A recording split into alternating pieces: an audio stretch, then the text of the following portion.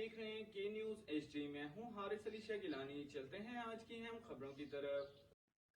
खबरों का सिलसिला आगे बढ़ाते हुए रुक करेंगे रेनाला खुर्द का। रेनाला खुर्द के हल्का NA 135 के तमाम पोलिंग स्टेशन पर पाकिस्तान पीपल्स पार्टी की पोलिंग एजेंट को 45 नंबर फॉर्म नहीं दिए गए, बल्कि पाकिस्तान पीपल्स पार्टी के साथ RO इलेक्शन कमीशन के अफसरान ने सुतेली माल जैसा सलूक किया। मुखालिफ उम्मीदवार को धांधली से कामयाब करवा दिया।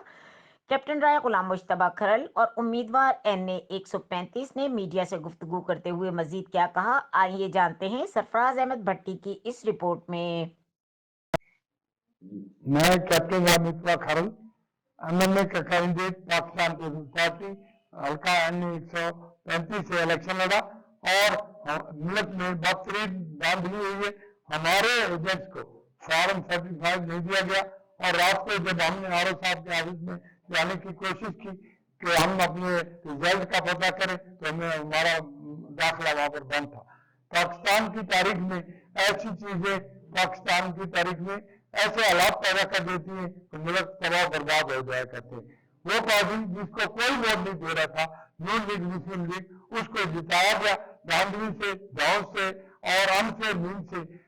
मैं इंतजार करता हूँ, मैं गुजारिश करता हूँ चीफ जस्टिस ऑफ पाकिस्तान से कि वो इस पे नोटिस लें और पाकिस्तान में फेयर, फ्री और ट्रांसपेरेंट इलेक्शन करवाएं ताकि आवाम की ख्वाहिश, आवाम की मंगों, आवाम की तर्जुमानी करने वाले लोग वहां पर असम्बलियों में बैठ के पॉलिसी बनाए, लॉ बनाए और ये मुल्क खुशहाल हो और तरक्की करे।